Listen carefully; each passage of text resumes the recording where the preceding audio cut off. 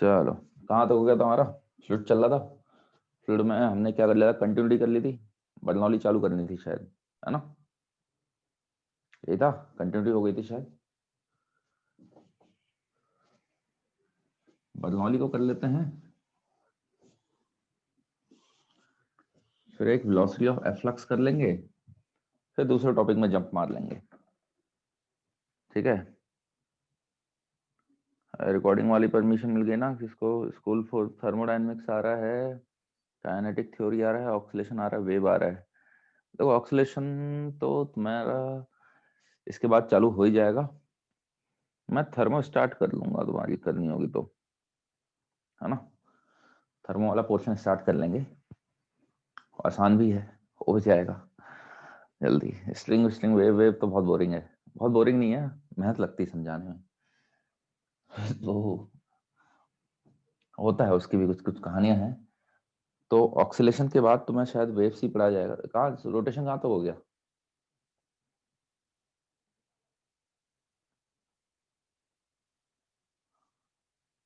Exercise में कौन से सेक्शन तक पहुंच गए हो?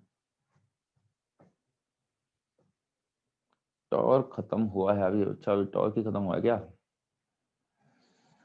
मेरा रोटेशन खत्म हो ही गया है ऑलमोस्ट। एक लेक्चर और लेना है। पढ़ा तो सब दिया, क्वेश्चन और करा दूंगा, ऑक्सीलेशन पा जाऊंगा। चलो देखो, हमारा बर्नौली हेडिंग डाल लो, बर्नौली।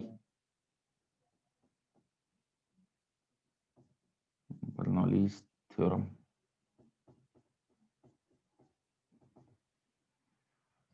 ये काय पे बेस्ड है? यह है based on conservation of energy. Based on conservation of energy. आपको अगर याद होगा तो वहां पर dm/dt रो ए वी बनता था, बताया था वहां पर, rate of flow of mass. ये कैसे बन जाता है? कैसे बन जाता है? यहाँ पर v वेलोसिटी है ना? v वेलोसिटी है, t टाइम में कितना चले जाएगा, v dt चले जाएगा। कितना वॉल्यूम हो गया है, a v dt, ये वॉल्यूम हो चुका है। ठीक है, इसका मास डेंसिटी से मल्टीप्लाई कर लो, ये dm आ जाएगा। ठीक है, अब ये सब लिखना आने चाहिए यार, ये सब सीख लो, अगले साल भी काम आएगा। वेदांत, ये लो परमिशन। और किसको चाहिए परमिशन?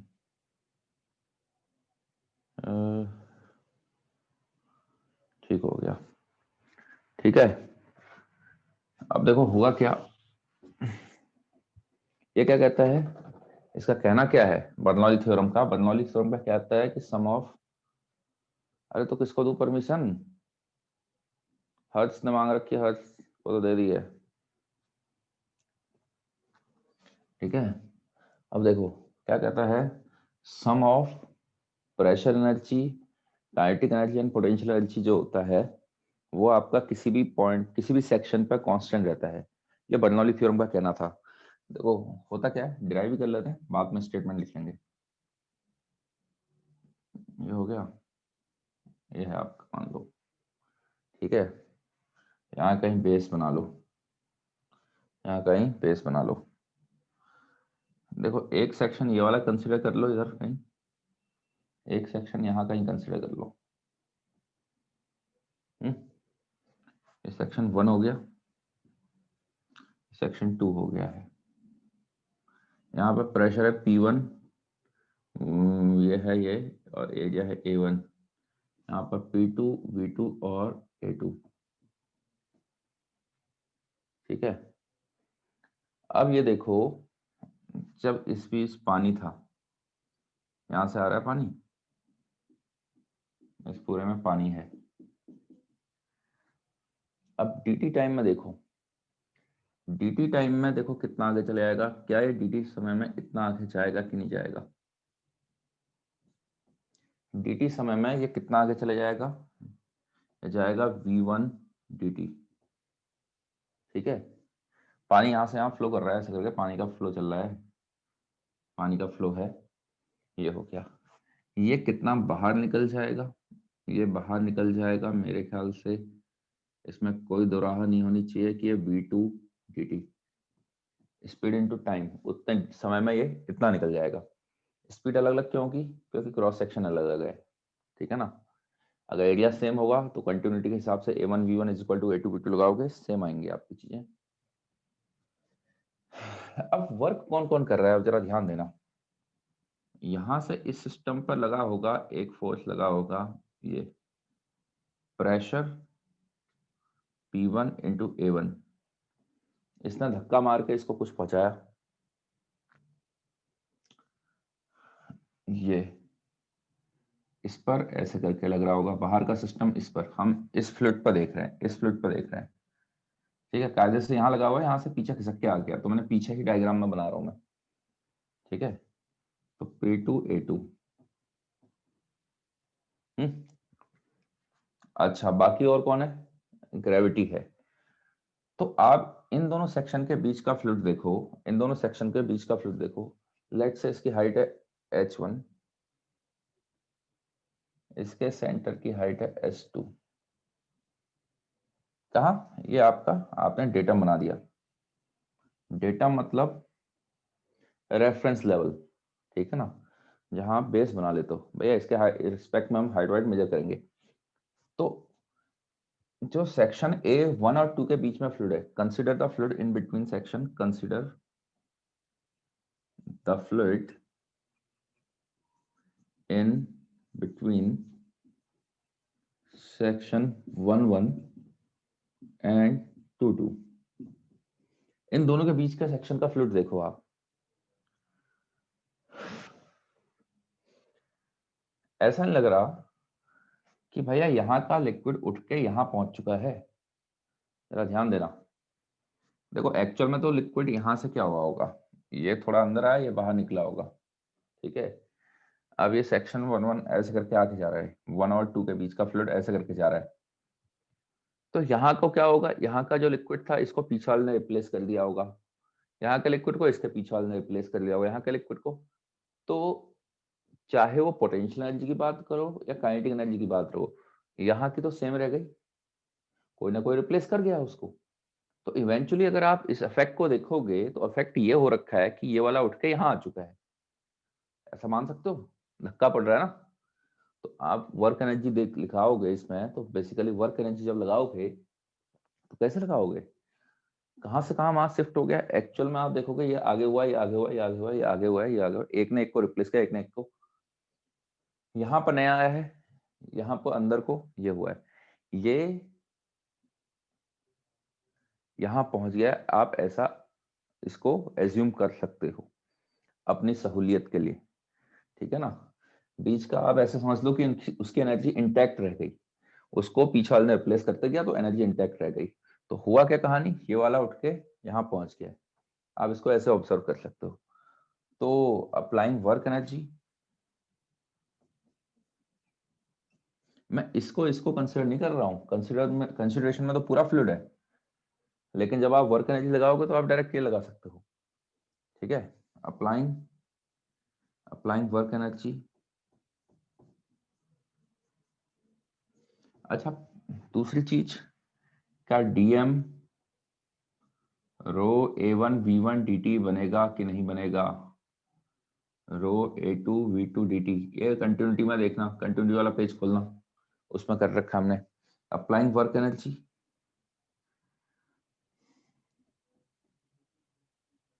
थ्योरम, कौन कौन काम कर रहा है भाई, कौन कौन। प्रेशर का वर्क डन हो जाएगा मेरे ख्याल से P1 A1 V1 dt। बताओ यहाँ के प्रेशर का जो फोर्स होगा, ये कौन सा प्रेशर का फोर्स है, फिर बाकी पीछे का लिक्विड आके लगाएगा, इस पर धक्का मारेगा। ऐसा होता है ना, लिक्विड ये अगर इतना भी लिक्विड कंसिडरेशन पे ले रहा हूँ, बाहर का लिक्विड इस पर यहाँ को लगाएगा, इस पर यहाँ को लगाएगा, हमेशा लिक्विड किसी भी बॉडी के परपेंडिकुलर फोर्सेस लगाता है। इसका ये भी लग रहा है, ये कौन है, बाहर का फ्लूइड, बाहर का फ्लूइड जो लगा रहा है। तो ये कितना हो जाएगा, P2 A2 V2 dt। ये कहानी हो जाएगी। ये तो हो गया प्रेशर के फोर्स। और ग्रेविटी का, ग्रेविटी के कारण आप ये नहीं बोल सकते हो क्या, ग्रेविटी के कारण कितना हो जाएगा, -mg s2 -h1। बताओ अरे होगा कि नहीं होगा, ठीक है ना, mgh हो जाएगा। ठीक है, h कितना हो गया, यहाँ से यहाँ h1 था, यहाँ पे h2 था, इज इक्वल टू डेल्टा के। डेल्टा के कितना हो जाता है, half dm v2 square minus half dm v1 square. अब हम क्या चतुराई अपनाते हैं, हम एक काम कर लेते हैं, तो हमने लिख ही रखा है, हम a1 v1 dt को लिख देंगे dm अपॉन रो। तो यह है p1 माइनस p2, जरा ध्यान देना, dm अपॉन रो बाहर आ जाएगा, minus dm g s2 minus h1 आ गया, इज इक्वल टू हाफ, पूरा ही भर रहा है क्या, is equal to half dm v2 square minus v1 square. देखोगे dm dm सारे dm कट जाएंगे, है ना। a1 v1 dt को लिख दिया आपने dm अपॉन रो, उसको भी dm अपॉन रो लिख लिया, ये कहानी हो गई आपकी। रो को चाहे तो क्रॉस मल्टीप्लाई कर लो या ऐसे रहने दो, या क्रॉस मल्टीप्लाई कर लो, तो आपको देखो जो टर्म्स मिलेंगे वो मिलेंगे p1 plus rho g h1 plus half rho v1 square must be equal to p2 plus rho g h2 plus half rho p2 का स्क्वायर। ये हो जाता है आपका, यानी कहने का मतलब क्या है, यहाँ पर जो p plus rho ji h plus half rho we square, इसको आप ऐसे भी बोल सकते हो, कांस्टेंट हो जाता है। ठीक है, p को क्या बोल सकते हो, p को बोल सकते हो आप प्रेशर एनर्जी, ये p है pressure energy per unit volume, per unit volume. Rho जी एच क्या हो गया, रो जी H potential energy, potential energy per unit volume. और जो लास्ट वाला टर्म है हाफ रो वी स्क्वायर वाला, kinetic energy per unit volume. अब पर यूनिट वॉल्यूम है, आपको कैसे पता चला है, कैसे करोगे, अच्छा इसको वॉल्यूम से मल्टीप्लाई कर लो, इसको वॉल्यूम से मल्टीप्लाई करोगे, डेंसिटी इनटू वॉल्यूम बना देगा m, mgh बना कि नहीं बना, ऑब्वियस सी बात है, डिवाइड बाय वॉल्यूम है ना ये टर्म, चाहे तो इसमें देख लो, हाफ एम वी स्क्वायर बन जाता अगर वॉल्यूम से मल्टीप्लाई हो जाता था, तो डिवाइड बाय वॉल्यूम है।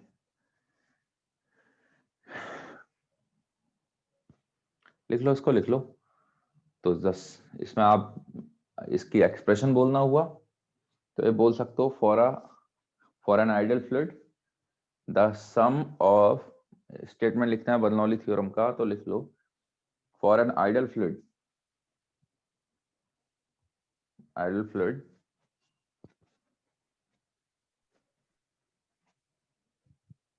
The sum of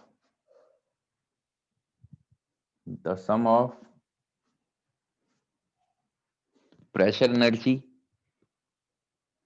potential energy and kinetic energy, the sum of pressure energy, potential energy and kinetic energy at any section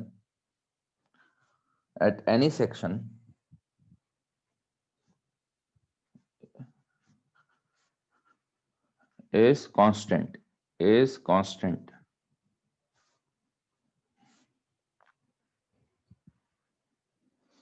ideal fluid मैंने आपको ऑलरेडी बता चुका हूं, जिसमें विस्कोसिटी नहीं होगी, सरफेस टेंशन नहीं होगा, कंप्रेसिबल नहीं होगा, वो वाला फ्लूइड कहलाएगा आपका आइडियल फ्लूइड।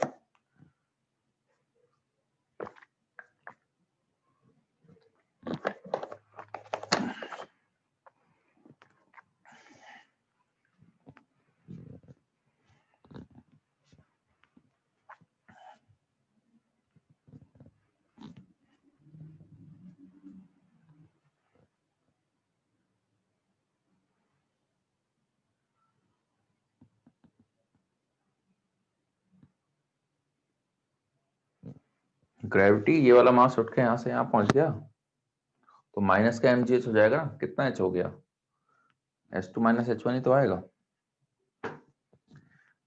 ये फ्लूइड यहाँ से यहाँ आ गया है तो इसको तो इसने रिप्लेस कर लिया, कोई फर्क नहीं पड़ा, इसको इसने रिप्लेस कर लिया, कोई फर्क नहीं पड़ा। इवेंचुअली बात क्या हो रही है, यहाँ नया कुछ आया है और ये वाले का कोई रिप्लेसमेंट नहीं हो रखा है। ये वाला फ्लूइड यहाँ से जो अंदर आ गया है, यहाँ से निकल गया है, तो एक्चुअल में क्या हो रहा है, ये वाला उठ के यहाँ आ गया ना, बाकी तो सब एक दूसरे रिप्लेस होते गए होंगे। ठीक है, तो मास सेम ही होगा, है ना। मास को सेम होगा कंटिन्यूटी के हिसाब से। ये कौन है, कंटिन्यूटी का कहना है कि भैया जितना मास यहाँ से आ रहा है उतना मास वहां से निकलेगा, तो बर्नौली को डिराइव करने के लिए कंटिन्यूटी चाहिए ही चाहिए, बिना कंटिन्यूटी के बर्नौली डिराइव नहीं हो सकती।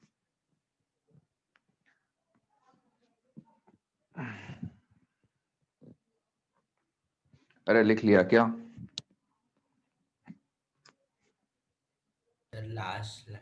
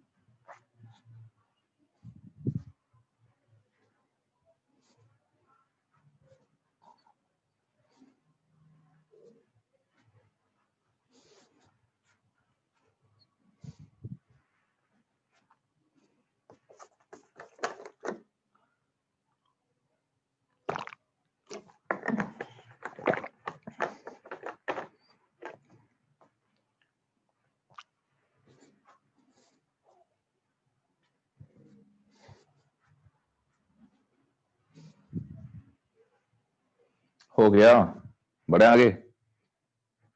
हाँ चलो, अरे स्क्रीनशॉट खींच लिया करो यार फटाफट। ठीक है,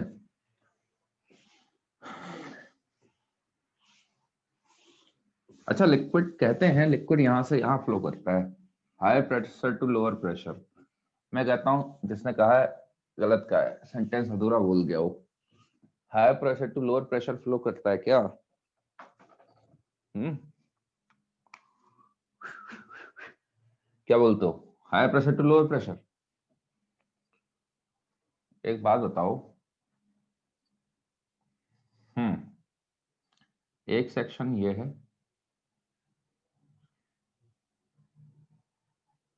क्या आप बता सकते हो वन पर या टू में से, सेक्शन वन या टू में से प्रेशर किसका ज्यादा होगा?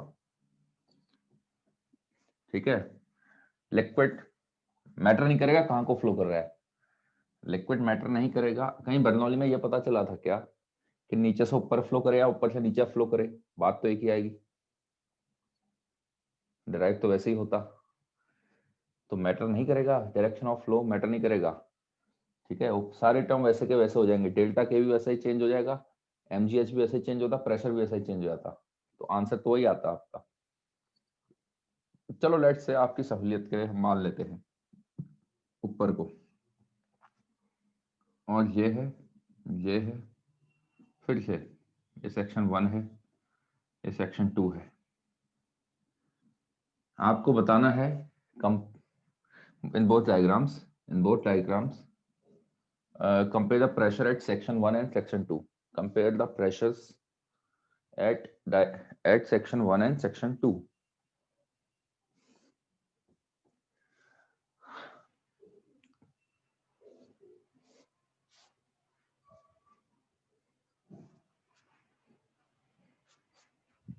देखोगा इसमें बर्नौली लगाता हूँ। तो पहली बात तो इतना है कि A1 V1 is equal to A2 V2, यानी यहां से एक चीज तो पता चल गई कि ये V1 तो छोटा होगा V2 से। लॉजिकल है क्वेश्चन, कोई कोई वो नहीं है, न्यूमेरिकल नहीं है प्रॉपर, आपको खाली लॉजिक लगाना है, बनने को न्यूमेरिकल भी बन जाएगा, वैल्यूज दे रखी होंगी तो निकाल लोगे आप। मैं एक एनालिसिस करना चाह रहा हूँ बस सिंपल। अच्छा P1 बर्नौली लगाओ, कंटिन्यूटी का ये बर्नौली कहेगा P1, मेरे ख्याल से यहाँ H0 मान लेते हैं, तो यहाँ का H2 0 हो गया, तो H1 H बन जाएगा, इतना H है। P1 plus rho ji h plus half rho P1 square is equal to P2 plus 0 plus half rho V2 square. मैंने रेफरेंस यही मान लिया है, हटाओ, मैंने रेफरेंस ही यही मान लिया है। एक बात बताओ, P1 माइनस P2 ये कितना बनेगा, half rho V2 square minus V1 square minus rho जी एच। अब ये P2 P1 माइनस P2, देखो ये वाला टर्म है पॉजिटिव, है कि नहीं है, ये वाला टर्म भी अपने आप में पॉजिटिव है, बीच में माइनस का साइन है। तो एक बात बताओ, क्या मैं जज कर पाऊंगा जब तक मेरे को एग्जैक्ट डेटा नहीं दे रखा है, मैं बता पाऊंगा ये ओवरऑल क्वांटिटी पॉजिटिव आएगी कि नेगेटिव आएगी? भाई V2 ज्यादा है ना V1 से, ये तो हमें पता चल गया, कंटिन्यूटी से पता चला कि यहाँ की स्पीड ज्यादा रहेगी। तो मैंने P1 माइनस P2 किया, सो यहाँ से हम कोई एनालिसिस नहीं कर पाएंगे, डिपेंड प्रॉपर उसको वैल्यू जब तक नहीं दे रहा है प्रॉब्लम में, आप नहीं बता पाओगे यहाँ का प्रेशर ज्यादा है कि यहाँ का प्रेशर ज्यादा है। So hence can not be said which one is both until numerical data is given, until numerical data is given, we cannot compare, we cannot compare the pressures।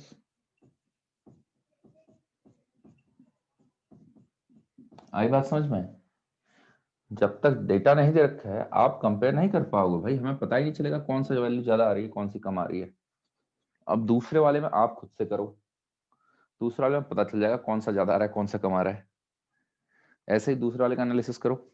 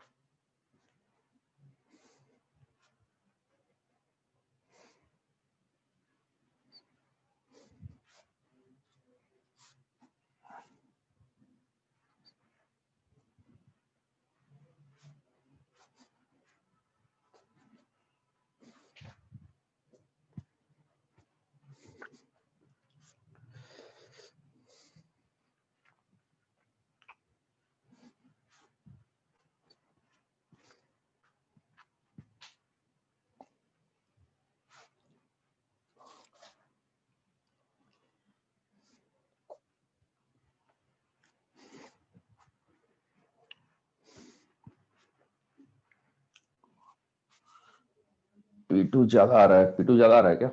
हाँ सर, P2 देखो V1 ज्यादा आ जाएगा V2 से, इतना तो पक्का है ना। बाकी क्या हो जाएगा, सारी कहानी तो यही है।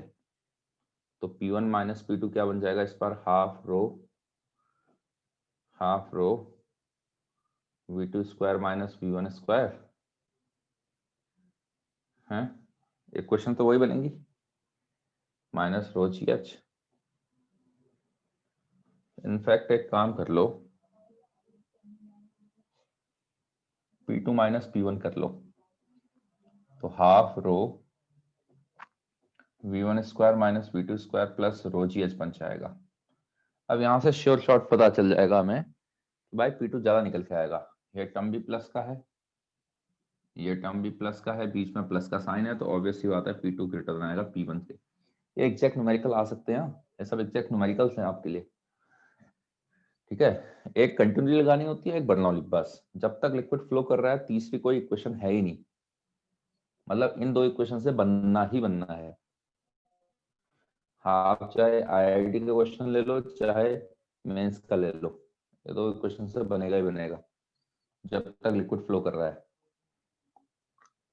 क्या पता चला, P2 ज्यादा है P1 से।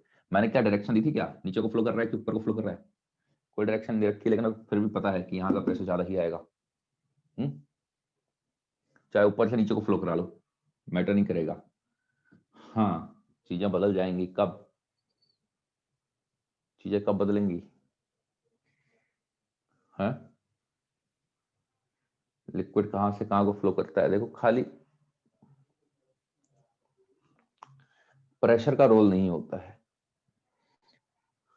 ठीक है ना। खाली प्रेशर के हिसाब से हाँ भैया P2 ज्यादा है P1 से ऊपर को फ्लो कर जाएगा, ये सब नहीं है। बाकी भी कहानी है, वेलोसिटी वाला टर्म भी है और पोटेंशियल एनर्जी वाला टर्म भी है। हाँ, अगर चीजें रुकी हुई हैं, पहले से स्टैटिक हैं, तब आप इनिशिएट करोगे, तो तब आप बोल सकते हो, हायर टू लोअर जा सकती हैं चीजें। ठीक है, अगर आप फ्लो को चालू कराते हो तो आपकी चले जाएंगी higher pressure to lower pressure जाएंगी। अगर शुरू में स्टैटिक है, जैसे कि आपका वो पढ़ा था हमने,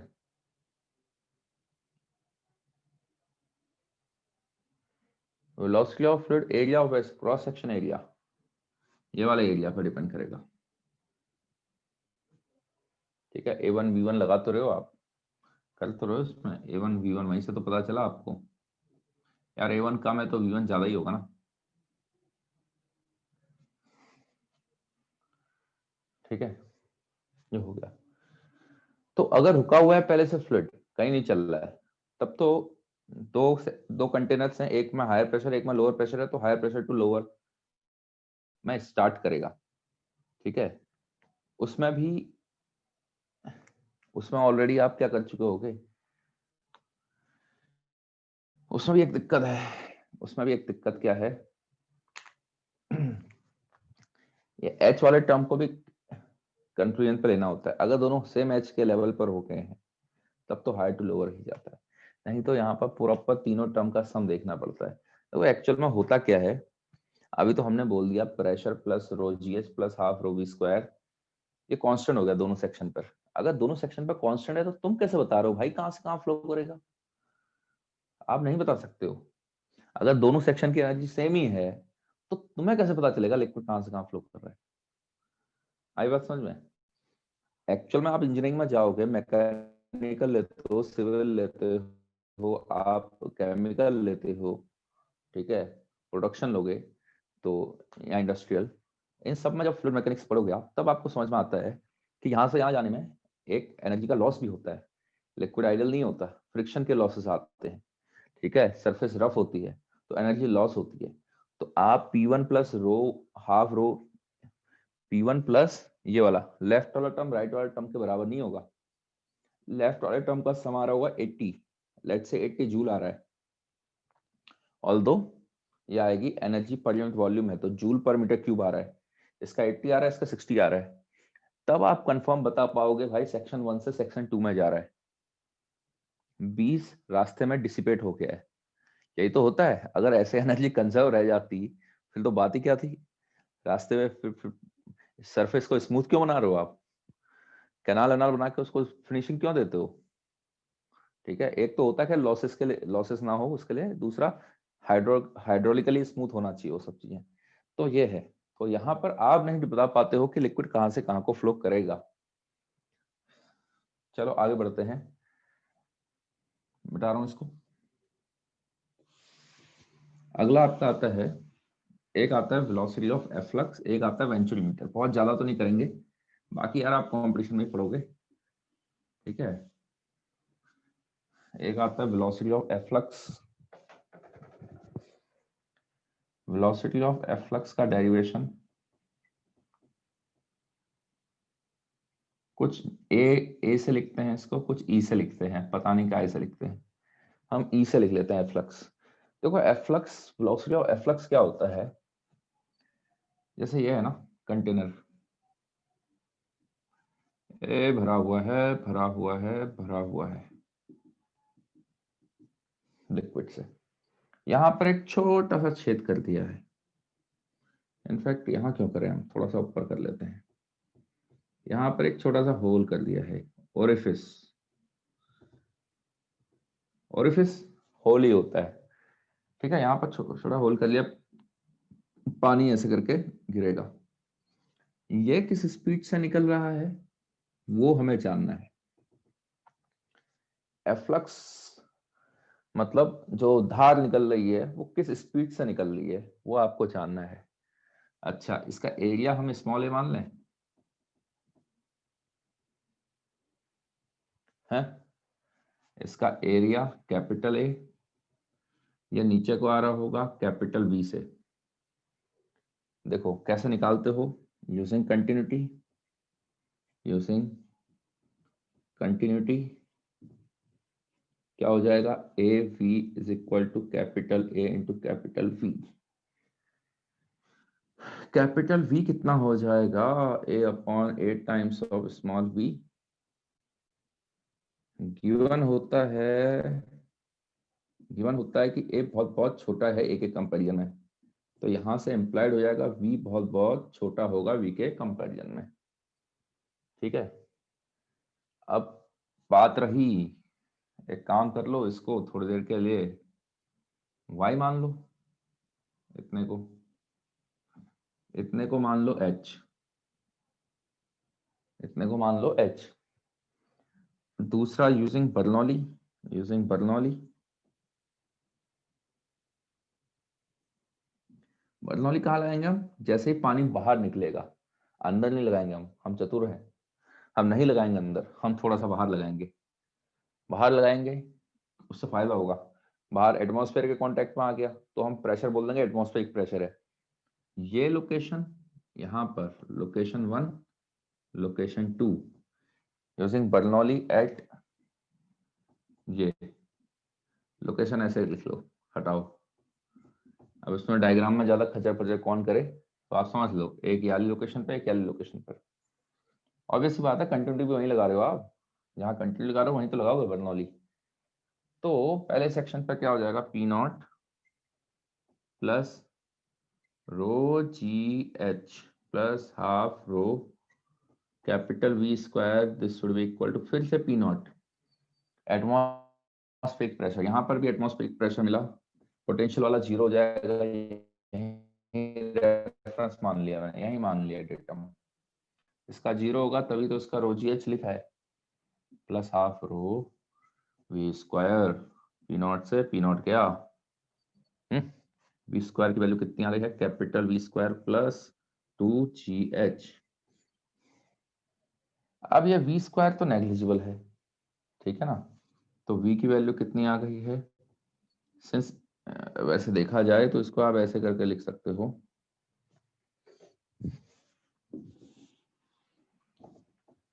we square minus capital v square is equal to 2GH which is nearly equal to v square, तो v की वैल्यू आ गई अंडर रूट 2GH।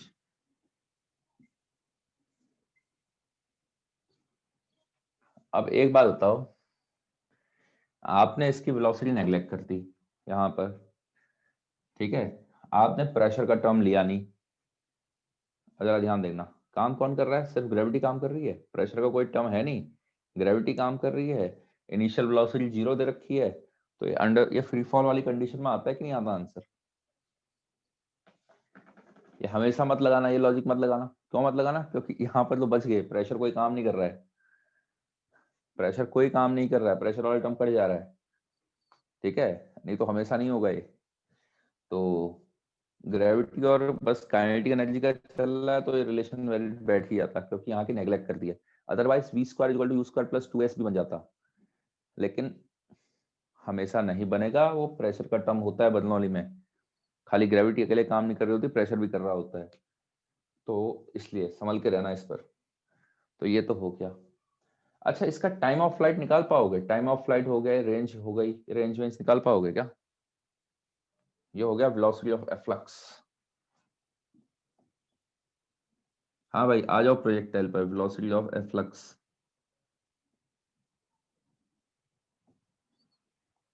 हाँ भाई, इसका बताओ, फटाफट बताओ। इसका टाइम ऑफ फ्लाइट, ये जब गिरेगा तो कितने दूर गिरेगा, ये हम रेंज पे निकालेंगे। निकाल पाओगे रेंज को? चलो इतना छापो, फिर फटाफट करो। इतना इतना फटाफट छापो और फिर करो इसको। लेट्स से टोटल हाइट है, अभी हम कुछ और भी करेंगे। पहले तो रेंज निकालो, फिर बताओ मेरे को कि ये ओरिफिस कहाँ पर बनाऊं, ये छेद कहाँ करूं सच दैट मेरी रेंज मैक्सिमम आ जाए। लगाओ दिमाग, आप पर है एग्जैक्टली 5 मिनट। हो जाएगा तो कान पे बोलना, मैं मैसेज नहीं देख रहा हूँ अभी, चैट वैट पे नहीं देखूंगा। चलो।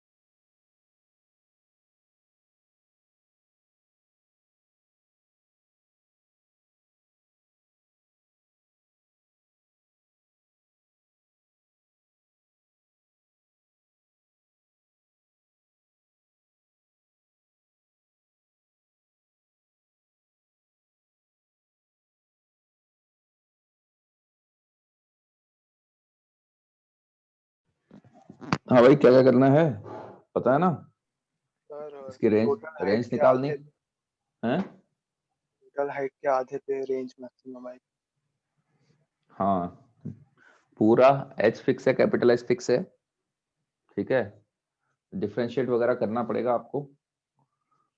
तो वहां से पहले तो रेंज निकालो, ये रेंज कितनी आएगी, फिर उसको मैक्सिमाइज कर लो। फिक्स क्या है? कैपिटल एच फिक्स है। चलो करो करो, बाकी भी करो फटाफट, 2 मिनट और।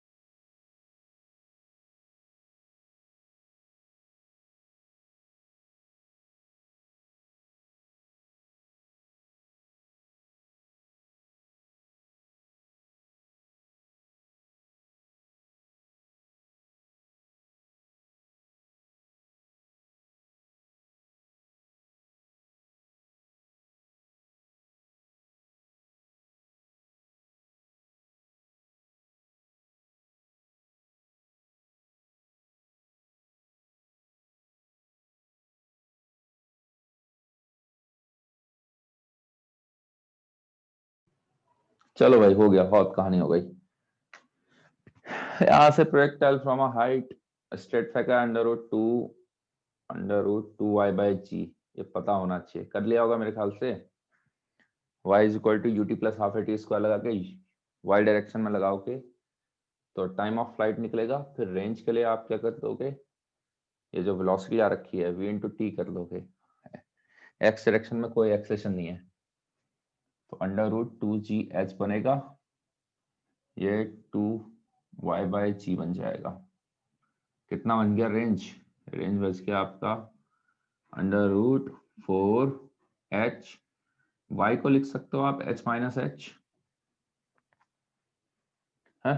अब हमें क्या करना है इसको, तो रेंज आ गई, हमें मैक्सिमाइज करना है, मैक्सिमाइज रेंज। क्यों करें हम, dr/dh करेंगे हम, है ना। उससे बेटर क्यों ना मैं एक काम कर लूँ, एक फंक्शन बना लूँ h का, h इंटू h-h², अंदर वाले को ले लेता हूँ। एक बात बताओ, जब ये मैक्सिमम होगा तो ऑटोमेटिकली वो भी तो मैक्सिमम आएगा, ठीक है ना। यहाँ यहाँ से डिफ्रेंशिएट करूंगा, रूट घसूंगा खाली, लंबा जाएगा डिफ्रेंशिएशन, क्लियर है। या तो r² लेके डिफ्रेंशिएट करो, तो बेटर है कि ऐसे कर लिया करो, पूरा का पूरा फंक्शन रूट के अंदर ही चल रहा है, तो अंदर वाले को मैक्सिमाइज कर लो अलग से फंक्शन बना के। तो f' h is equal to capital H minus 2h, this must be equal to 0, h की एक ही वैल्यू आ रही है h/2।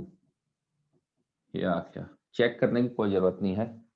क्यों जरूरत नहीं है, ये मैक्सिमम ही होगी। मिनिमम रेंज क्या होगी, मिनिमम रेंज यहाँ पर आएगी, बॉटम पर छेद कर लो, कहाँ भागेगा, टाइम ऑफ फ्लाइट इन दिया तो कहाँ भागेगा, वहीं पकड़ेगा बस पानी। या फिर यहाँ पर कर दो, मिनिमम मिनिमम रेंज तो 0 ही आएगी ना, यहाँ पर कर लो, एक एक बूथ गिरेगी बस, ऐसे करके आ जाएगी। और क्या है, यहाँ पर करो या तो दोनों पर कर लो, h की वैल्यू 0 रख लो या h की वैल्यू h रख लो, दोनों पर रेंज 0 आ जाएगी। तो ये हो जाता है, कितने आती है भाई, r मैक्स कितना आ गया, मैक्सिमम रेंज। ये याद नहीं रखना है, हाँ डिराइव करना आना चाहिए, ठीक है। ये याद रख सकते हो चाहे तो आप, इसके बाद बाकी सारा डिराइव करना आना चाहिए। h/2 h-h/2 मेरे ख्याल से h के बराबर आ जाएगी। फिर अभी एक और कहानी होती है, एक और कहानी होती है जो आप खुद से प्रूव करना। अच्छा, h/2 पर रखने पर मैक्सिमम रेंज आ रही है। अब कल के दिन में मान लो ये सिनेरियो हो गया, कल के दिन में ये सिनेरियो हो गया, ये पानी की टंकी है, या आपने किसी कंक्रीट के डब्बे के ऊपर रख रखी है, ये कंक्रीट का डब्बा है, ब्लॉक है कंक्रीट, ठीक है।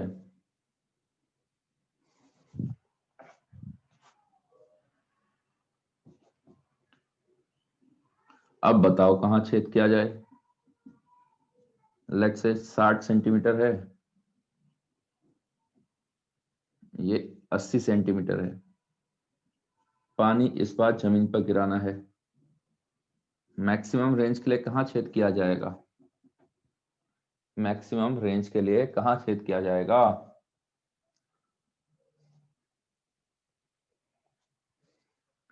देखो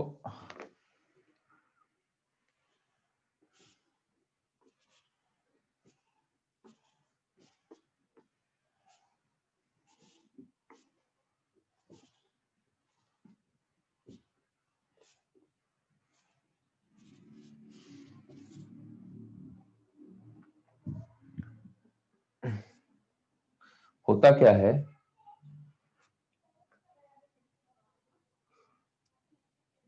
हाँ लेट से आप, ये पॉइंट है, ये पॉइंट है आपका h/2 वाला, h/2 से ऊपर x जाओ तो इसके लिए क्या हो जाएगा, h1 की वैल्यू हो जाएगी, h हमने क्या लिया था, h हमने लिया था, ऊपर से लिया था ना, h हमने ऊपर से ले रखा था, तो h1 की वैल्यू हो जाएगी h/2 माइनस x, है, ठीक है। और अगर मैं x नीचे जाके लेता हूं, h2 की वैल्यू हो जाएगी h/2 माइनस x,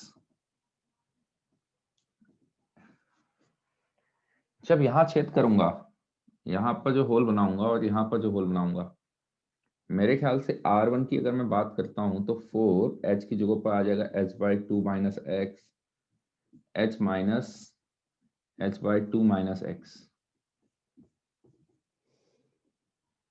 कितना हो जाएगा ये? 4 H, मेरे ख्याल से H/2 का स्क्वायर बनेगा माइनस एक्स स्क्वायर बन जाएगा। देखो तो ध्यान से देखो, a plus b a minus b का बन जाएगा। और मैं R2 पर लेता हूँ, R2 पर क्या हो जाएगा, इस पॉइंट की रेंज निकालूंगा तो √4 H, H की जगह पर हो जाएगा H/2 प्लस एक्स। हाँ, इसमें प्लस एक्स आ जाएगा, H/2 ऊपर से लिया था H, H/2 plus x bracket में H minus H/2 plus x. ये सेम ही निकल के आएगा, ये सेम ही निकल के आएगा। तो बेसिकली हो क्या रहा है, R1 की वैल्यू R2 के बराबर आ रही है। एंड ऑल्सो एज एक्स बढ़ता जाएगा रेंज कम होते जा रही है। जरा ध्यान से देखो, एक्स बढ़ता जाएगा तो रेंज कम होते जाएगी, एक्स को बढ़ाते जाओ रेंज कम होते जाएगी। यानी कहने का मतलब क्या है, सेंटर से मिड पॉइंट से आप एक्स ऊपर जाओ नीचे जाओ रेंज सेम आती है। और दूसरी बात क्या है, जितना दूर जाते जाओगे रेंज कम होते जाएगी। ठीक है, तो अगर इसमें आपको निकालना है भैया मैक्सिमम रेंज कहाँ पर होगी, तो मैक्सिमम रेंज के लिए कायदे से कितना हो गया, 60 और 80, 140 हो गया। तो 70 पे आनी चाहिए थी, 70 पे मैं स्ट्राइक करता, यहाँ से अगर पानी निकलता तो मैक्सिमम रेंज आती, लेकिन 70 पे तो पानी नहीं है। ठीक है, 70 पे पानी नहीं है, तो नियरेस्ट जहां पे पानी है वहां पर चले जाओ, क्योंकि जितना दूर भागोगे उतनी रेंज कम आएगी आपकी। और यहाँ से दिख रहा है। ठीक है, बोर्ड में नहीं आएगा, कॉम्पिटिशन के लिए है। लिख लो भाई, इसको लिख लो फटाफट। और ये वाले क्वेश्चन में खुद का लॉजिक मार लेना आप, है ना, कहाँ पर लैंग्वेज खुद की लिख लेना, क्योंकि ये कहानी बता चुका हूं मैं यहाँ पर। इसके लिए याद है ना डायग्राम, एच कहाँ से लिया था, ऊपर से लिया था। तो इस बार मैं सेंटर से एक्स इधर जा रहा हूँ, तो एच कितना हो जाएगा मेरा, एच हो जाएगा H/2 माइनस एक्स।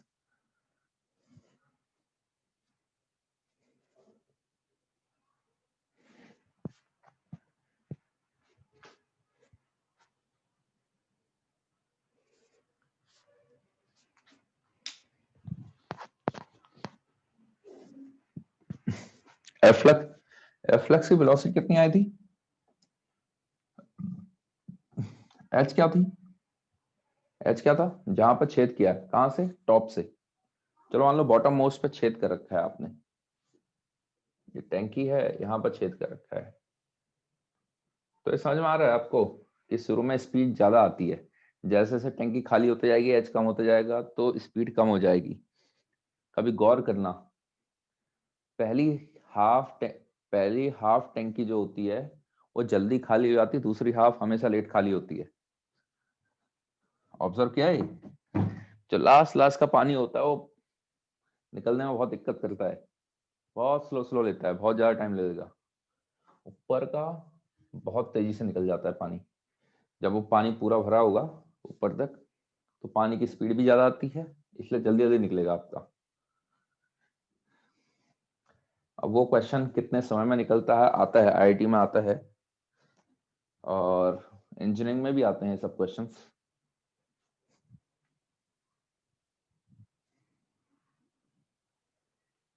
आंसर 80 है ना, हाँ आंसर 80 है, मतलब बॉटम ऑफ द टैंक बोल सकते हो आप। इसके लिए यहाँ पर करना चाहिए, यहाँ पर क्यों करना चाहिए समझ में आ गया। जमीन यहाँ है, टोटल हाइट ऊपर टॉप मोस्ट लेवल की कहाँ पर है, 140 पर, तो 70 पे करना चाहिए था आपको, लेकिन 70 पे पानी नहीं मिलेगा, 70 पे तो पानी ही नहीं मिलेगा।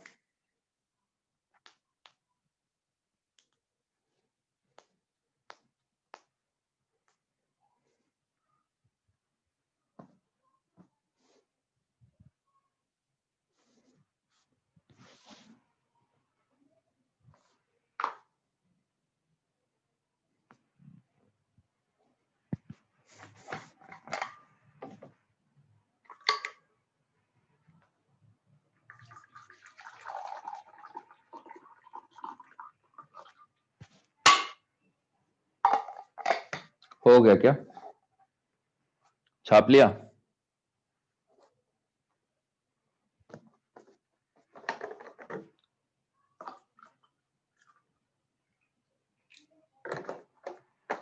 चलो, इसके बाद आता है आपका, इसमें एफ्लक्स की बातें हो गई हैं।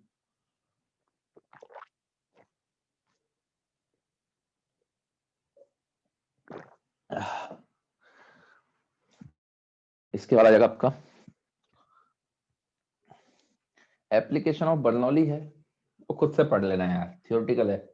एक मैग्नस इफेक्ट होता है, वो मैं बता दूंगा आपको। क्या क्रिकेट हम सब लोग देखते ही हैं, परसों झंडे गाड़ी रखे हैं, तो मैग्नस इफेक्ट हम देख लेंगे। बता दो उसको।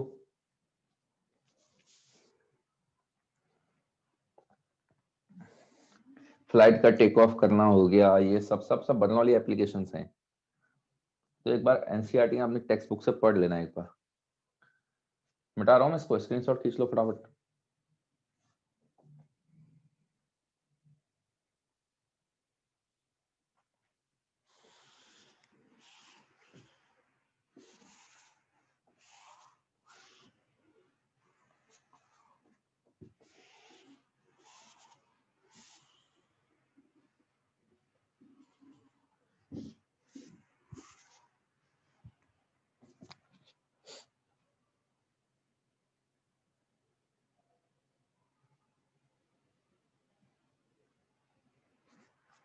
देखो, मैग्नस इफेक्ट होने का तो एक वैसे वेंचुरीमीटर भी है, छोड़ो कॉम्पिटिशन में ही पढ़ा देंगे। बोर्ड के लिए, जिस किसका बोर्ड की बात है, कंटिन्यूटी का डेरिवेशन, बर्नौली का derivation, Archimedes principal 3, pascal law 4, बस। ठीक है, इसमें यही रहेगा मेनली, बाकी न्यूमेरिकल एक आध एक न्यूमेरिकल हो जाएगा। एफ्लक्स की वेलोसिटी वाला थोड़ा सा डेरिवेशन आ सकता है, बस √2 GS तक का, उसके आगे रेंज वेंज की बातें नहीं करेगा जनरली। मैग्नस इफेक्ट क्या है? एप्लीकेशन ऑफ बर्नौली, हाँ ये आ सकती है, एप्लीकेशन ऑफ बर्नौली। बर्नौली की एप्लीकेशन लिखो अगर टेक्स्ट बुक में दिया है तो। देखो, मैग्नस इफेक्ट क्या होता है, होता क्या है, जैसे आपकी बॉल है, ठीक है, बॉल ऐसे जा रही होती है, फेंका बुमराह ने बॉल, बुमराह ने ऐसे घुमा दी, जो कि पॉसिबल नहीं होता। आप ऐसे कैसे घुमा दोगे, ये तो स्पिनरों का काम होता है। स्पिनर ऐसे घुमा के फेंक सकता है, पेसर ऐसे नहीं फेंक सकता, पेसर उल्टा घुमाता है, कभी देखा? ऐसे पड़ेगी उसकी बॉल, तो रिवर्स आएगा उसका। कौन? जुरेन चहल? हाँ हाँ, देखो, अभी कुछ दिनों बाद आप रोटेशन में भी पढ़ लोगे, जब रोलिंग पे आ जाओगे ना, रोलिंग पे आने लग जाओगे, देखो क्या होता है, ये बॉल जा भी रही है और घूम भी रही है। अभी आप टॉर्क निकालना सीखे हो, टॉर्क के बाद अभी पंखे वाले क्वेश्चन करोगे, मतलब एक्सिस फिक्स है। शुरू में क्लासिफिकेशन सर ने कराया होगा, प्योर रोटेशनल मोशन वाले, जिसमें एक्सिस फिक्स होती है, उसके बाद घूम रहा है चीजें। उसके बाद आप पढ़ोगे एक्स चल भी रहा है और घूम भी रहा है, वो ये केस है। तो इस वाले की वेलोसिटी जो होती है, इस पॉइंट की वेलोसिटी v तो रहती रहती है, प्लस ओमेगा आर हो जाती है। ट्रांसलेशन का इफेक्ट, किसी भी एक पॉइंट का जो ट्रांसलेशन है वो तो है ही, साथ में रोटेशन के कारण क्या होता है, ओमेगा आर, सबको ओमेगा आर मिल जाता है, तो इसको ओमेगा आर पीछे को मिलेगा। ठीक है, इसको ओमेगा आर पीछे को मिलेगा। तो हुआ क्या एक्चुअल में, ये जो ये एयर का जो ये हो गया, एयर की अगर हम बात करें, यहाँ की जो एयर है ये तेज होती है। लेट से वी टॉप है, ये वी बॉटम है। वी टॉप का, वी जो टॉप पर होती है वो ज्यादा निकल के आ जाती है, वी टॉप पर जो होती है वो ज्यादा आती है बॉटम से। बॉल का हाइट नेग्लिजिबल है, और रो जीएच का फर्क ज्यादा पड़ेगा नहीं। क्यों नहीं पड़ेगा? एक तो रो अपने आप में कम है, ऊपर से एच बहुत कम है। As compare to half rho we square और प्रेशर डिफरेंस। वो प्रेशर डिफरेंस में एच का टर्म उतना ज्यादा अफेक्ट नहीं करता है, बॉल का साइज ही कितना होता है, ठीक है, कंपेयर टू वी का वेलोसिटी का टर्म बहुत ज्यादा चल रहा होता है, डिफरेंस क्रिएट करता है। तो होता क्या है, एच नेग्लिजिबल हो जाता है आपका, इन दो पॉइंट पर देख रहे हो तो आप, नेग्लिजिबल। अब प्रेशर जो टॉप पर होगा plus half rho V top का square is equal to pressure bottom पर होगा plus half rho V bottom का स्क्वायर। तो क्योंकि वेलोसिटी टॉप पर ज्यादा है, वी टी ज्यादा है वी डी से, मतलब प्रेशर टॉप पर कम होगा प्रेशर बॉटम से। अगर बॉटम का प्रेशर ज्यादा है, देखो नेचुरल केस में अगर मैं स्पिन नहीं देता इसको, ये सीधे जहां गिर रही है गिरती, जो अनिल कुंबले करते आए हैं, 600 विकेट ले गया वो टेस्ट में, 600 है ना, स्पिन स्पिन कभी कराया नहीं, सीधी फेंकी उसने मतलब सीधी फेंकी, ज्यादा स्विंगिंग में नहीं कराई, स्पिन स्पिन कहाँ होती थी। तो ये था। तो अब बॉटम पे प्रेशर ज्यादा आ रहा है, ऊपर प्रेशर कम है, तो क्या होगा, जैसे अगर नॉर्मल अगर खाली घूमती नहीं तो सीधे गिरती है, ऐसे करके ट्रेजेक्टरी कुछ आती, अगर ट्रेजेक्टरी ऐसे आ रही है, इस केस में बॉटम में प्रेशर होने ज्यादा होने के कारण वो बॉल जहां गिरनी चाहिए थी उसका थोड़ा आगे गिरती है, जहां पर गिरनी चाहिए थी उसके थोड़ा आगे गिरेगी बॉल। अच्छा इसका उल्टा, अगर ऐसे डालोगे जहां गिरनी चाहिए थी उससे पहले गिर जाती है। अभी तो क्या है, नॉर्मल कंडीशन ये है, आगे गिरेगी बॉल, उधर को बल्ले की ओर को आएगी, बैट्समैन की ओर को ज्यादा जाएगी।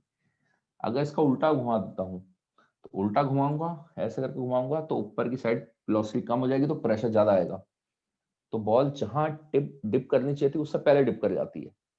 यही सब तो करते हैं वो सब, और बाकी रिवर्स स्विंग ये सब वो साइड की स्विंग्स वो भी हो जाती हैं, उसमें भी वो प्रेशर डिफरेंस ही क्रिएट होता है।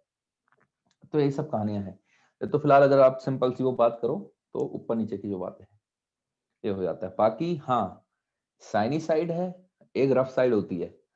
अब जो विस्कोसिटी में होता है, एक में साइनी एक स्ट्रीमलाइन की तरफ ज्यादा बिहेव करेगी, एक रफ साइड वो कम करेगी, तो उसके कारण भी प्रेशर डिफरेंस आता है। जो बॉल का लेटरल मूवमेंट है आपका, साइड वाइज जो मूवमेंट होता है वो उसके कारण होता है, ठीक है।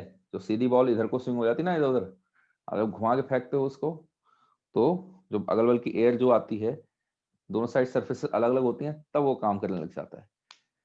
तो ये हो जाती बातें आपकी। चलो,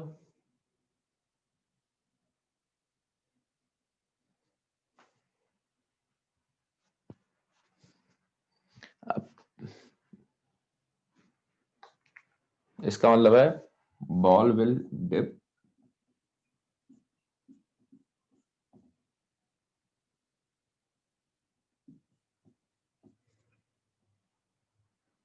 hit the ground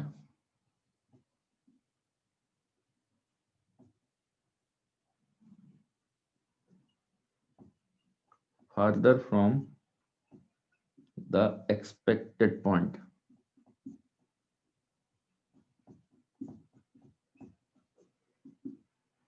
further from the expected point, जो भी उसका एक्सपेक्टेड पॉइंट है उससे थोड़ा दूर ही गिरेगी, इस केस में जो केस मैंने दिखा रखा है आपको।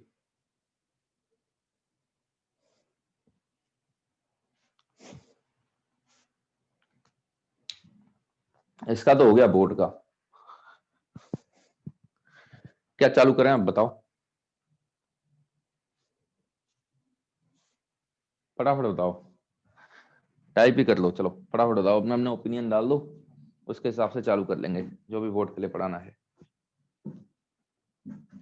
इसमें पढ़ा है वैसे, वेंचुरी मीटर पढ़ा है एक, थर्मो थर्मो और इलास्टिसिटी, और इलास्टिसिटी वाला तो एक ही है भाई, दो थर्मो वाले हो गए। और बताओ और बताओ, एक का दो एक का दो एक का दो, विस्कोसिटी, हाँ इलास्टिसिटी।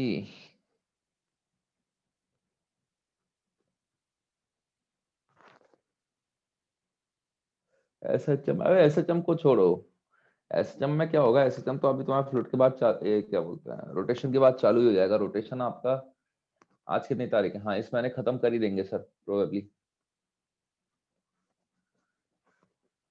जो बड़ा है वो पढ़ा दें। देखो थर्मो क्या है, थर्मो में मेरे को समझाने में दिक्कतें कम होंगी ये है, ठीक है। ग्रेविटेशन भी बचा है। ग्रेविटेशन तुम्हारा 11th में होगा भी नहीं वैसे, बोर्ड के लिए ही होगा, आके कराऊंगा अभी तो, इसके लिए तो नहीं होगा। इसके लिए इलेक्ट्रोस्टैटिक 12th में जब होता है उसके साथ कराते हैं हम लोग ग्रेविटेशन, क्योंकि कॉम्पिटिशन लेवल पर अभी से समझाना मतलब एक्स्ट्रा टाइम वेस्ट है वो। इलेक्ट्रोस्टैटिक करा दोगे उससे सिमिलर होता है ग्रेविटेशन, तो वहीं पर करा देते हैं उसके बाद। तो मैं थर्मो करा देता हूँ, है ना। थर्मो को अच्छे लेवल तक करना है, अच्छे लेवल तक भी कर सकते हैं हम, कोई दिक्कत नहीं है। एक से है एग्जाम, थर्मो आ रही है। एक क्या एक फेब से है क्या एग्जाम? हाँ सर। थर्मो आ रही है,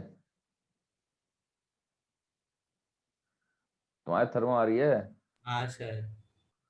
चलो बढ़िया है, फुल सिलेबस है, सब आ रहा है एक फेब से full syllabus prepare, full on. चलो मतलब स्पीड बढ़ाई जाए मतलब। हम्म क्या बताऊं, पढ़ाना है 1 मार्च ऑफलाइन है, 1 मार्च ऑफलाइन है फुल, एक फेब है। अच्छा हाँ।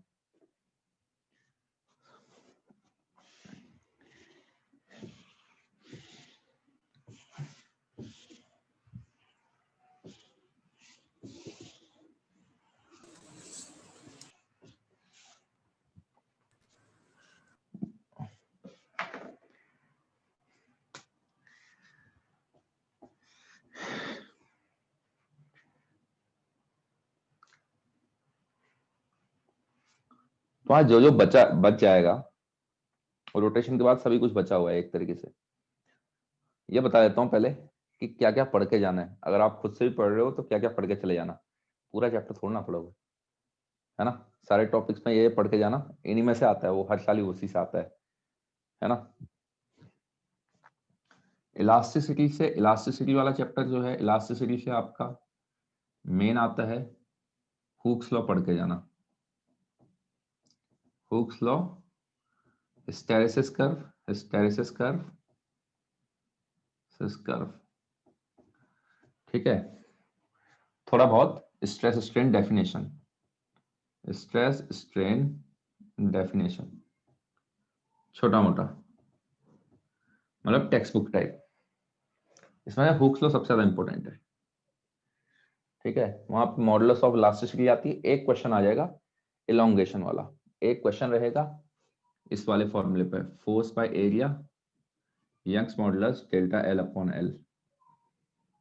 इस क्वेश्चन पर हो जाएगा आपका इलास्टिसिटी का, ठीक है। एनर्जी स्टोर वाला नहीं आएगा जनरली, हाँ हाँ हाँ हाँ, हो गया। इसमें ये रहता है हुक्स लॉ। जहां तक विस्कोसिटी में तो ज्यादा रहेगा नहीं, हाँ विस्कोसिटी में terminal velocity derivation, Stokes law, Stokes law ये है मेनली, ठीक है। रेनॉल्ड्स नंबर तो थियोरेटिकल है, एक फॉर्मूला है रेनॉल्ड्स नंबर का, ये हो गया। फिर उसके बाद आपका आता है, क्या बचा आपका चैप्टर, बताओ चैप्टर बताओ। मैकेनिकल प्रॉपर्टी ऑफ सॉलिड्स में ये हो गया इलास्टिसिटी, और विस्कोसिटी आपको हो ही गया, सरफेस टेंशन वगैरह पढ़ाई दिया तुम्हें। थर्मो ही बचा, है ना। वेव्स, अगर वेव्स में जानना चाहते हो, वेव्स में आपके आएंगे रोप, कोई डेरिवेशन नहीं आएगा, रोप फिक्स एट बोथ हैंड्स। इसके क्वेश्चन कर लेना, 2-4 करने होंगे, बहुत आसान है, रेपिटेटिव होते हैं, पकड़ में आ जाएंगे, ठीक है। Organ pipe, organ pipe, Doppler effect, और बीट, बस ये 4 चीजें हैं इनके numerical.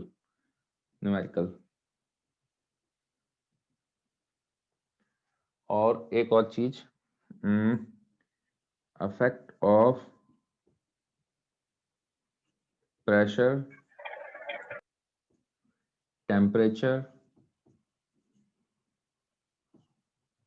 And humidity on speed of sound.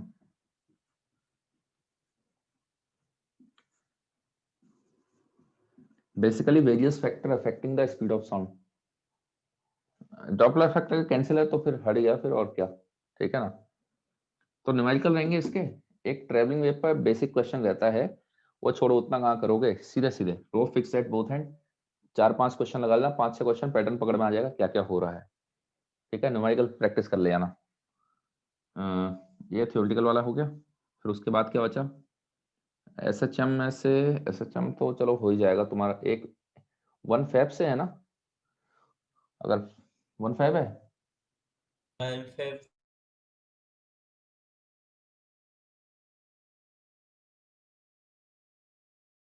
Sir 1 मार्च से एग्जाम होगा। हाँ 1 मार्च है ना, तो ठीक है, तब तक एसएचएम तो हो ही जाएगा आपका, तो फिर तो कोई दिक्कत नहीं आएगी वहां की साइड। बाकी रही थर्मो, फ्लूइड तो हो गया, फ्लूइड में बता ही दिया। थर्मो में आपका रहेगा, सबसे पहले एक आएगा कैलोरीमेट्री का क्वेश्चन, न्यूमेरिकल, एक स्पेसिफिक हीट। इसका छोड़ो, इसका मैं पढ़ाना ही चालू कर देता हूँ, हटाओ, इसका तो मैं पढ़ाना ही चालू कर लूंगा। इतना लिख लो फटाफट, स्क्रीनशॉट खींच लो, आगे बढ़ते हैं। केटीजी से एक आता है प्रेशर ऑफ अ गैस का डेरिवेशन, अदरवाइज ज्यादा नहीं आता है, ठीक है। सारी कहानी पीवी इक्वल टू एनआरटी पे हो जाती है, जो आपने वहां पढ़ा हुआ है वो तो पढ़ लिया होगा, PV equal to NRT chemistry में। हाँ सर। हाँ तो बस उसी पर बेसिक न्यूमेरिकल रहेंगे। प्रेशर ऑफ अ गैस का डेरिवेशन अगर स्कूल में करा रखा है तो आ जाएगा, नहीं तो नहीं आएगा। कॉलेज में आपके कुछ कराया है तो। चलो आगे बढ़ते हैं फटाफट। अरे आपने केवीपीवाई वाली के लिए क्लासेस अटेंड करी थी क्या, उसमें कैलोरीमेट्री पढ़ाया था? Yes sir. पढ़ा दिया था ना उसमें। चलो मैं उसी को 33 पढ़ाऊंगा, मैं मिटा रहा हूँ इसको, खींचो स्क्रीनशॉट। आज कैलोरीमेट्री खत्म हो जाएगा, ठीक है। देखो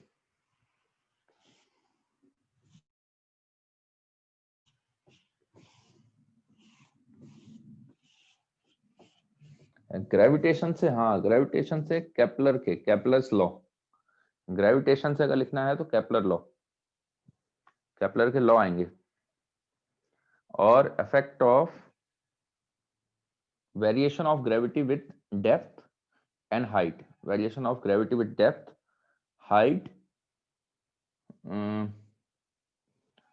rotation of earth, variation of gravity with depth, with height, with rotation of earth, shape of earth, ये वाला जो है आपका, इससे थोड़ा सा पूछ लेगा, नहीं तो मोस्टली केपलर, केपलर के वो आएंगे, केपलर के लॉ। और एक डेरिवेशन होता है एस्केप वेलोसिटी का, एस्केप वेलोसिटी का आएगा, ठीक है ना, एस्केप वेलोसिटी का डेरिवेशन ये है। चलो देखो, सबसे पहले कैलोरीमेट्री, कैलोरीमेट्री में देखो क्या होता है, कैलोरीमेट्री में काम भर की बातें कर लेते हैं। कैलोरीमेट्री क्या होती है, जहां पर हम हीट एक्सचेंज के बारे में बात करते हैं, दो सब्सटेंसेस के बीच में हीट एक्सचेंज हो रही है। क्यों हीट एक्सचेंज होती है, टेम्परेचर डिफरेंस के कारण हीट एक्सचेंज हो रही होती है। हीट क्या है, हीट क्या है, हीट क्या है, heat is the energy in transition. वो ये नहीं है किसी बॉडी के अंदर आपकी एनर्जी है तो वो एनर्जी है, वो इंटरनल एनर्जी है बॉडी की। जब मैं इसके साथ कांटेक्ट में आऊंगा, ये ठंडा है मेरा हाथ गर्म है, तो एनर्जी फ्लो करेगी। तो जब वो फ्लो हो रही है, ठीक है, या फिर यहाँ पर आपका ये है, इससे यहाँ मैं भी रिसीव कर रहा हूँ, ठीक है। तो जब तक ये यहाँ से यहाँ आ रहा है, मेरा और टेम्परेचर अलग है, तो जब तक ट्रांजिशन में है तब तक वो हीट कहलाती है। एक बार मैंने रिसीव कर लिया है तो उसके बाद वो इंटरनल एनर्जी बन जाएगी मेरी। तो ये हो जाती हीट की बातें। तो हीट और वर्क दोनों अलग अलग चीजें होती थी, पहले ऐसा माना जाता था। हीट को एज एनर्जी नहीं देखा जाता था। वर्क हो गया मैकेनिकल वर्क, तो बाद में देखा गया भैया ये देखो, ये क्या कर रहे हो आप वर्क कर रहे हो, आप हीट थोड़ा ना सप्लाई कर रहे हो, लेकिन टेम्परेचर तो बढ़ ही रहा है। हीट को ऐसा मानते थे जो टेम्परेचर को बढ़ाएगा या टेम्परेचर को कम करेगा। हीट दोगे टेम्परेचर बढ़ेगा, हीट निकालोगे टेम्परेचर कम होगा। लेकिन बाद में देखा क्या भैया वर्क से भी हो जा रहा है टेम्परेचर का तो खेल।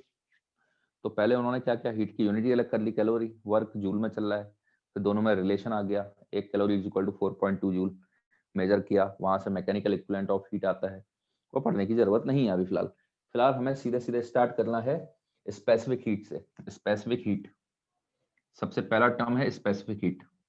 स्पेसिफिक हीट क्या हो जाता है, स्पेसिफिक हीट कैपेसिटी या फिर स्पेसिफिक हीट, ये एस से रिप्रेजेंट करेंगे हम, एस से रिप्रेजेंट करेंगे। अब मेरे को किसी पर्टिकुलर बॉडी का टेम्परेचर बढ़ाना है डेल्टा टी से, किसी पर्टिकुलर बॉडी का टेम्परेचर बढ़ाना है डेल्टा टी से, तो कितनी हीट देनी पड़ेगी वो किस पर डिपेंड करेगा, कितनी हीट देनी पड़ेगी वो किस पर डिपेंड करेगा, कितनी हीट देनी पड़ेगी वो डिपेंड करेगा भाई मास कितना है सब्सटेंस का, वो मैटर करेगा कितना टेम्परेचर बढ़ा रहे हो।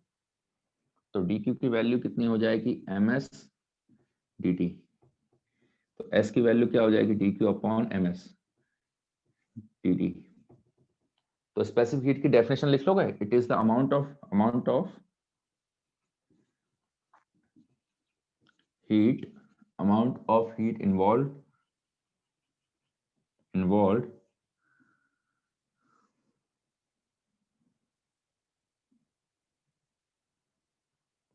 during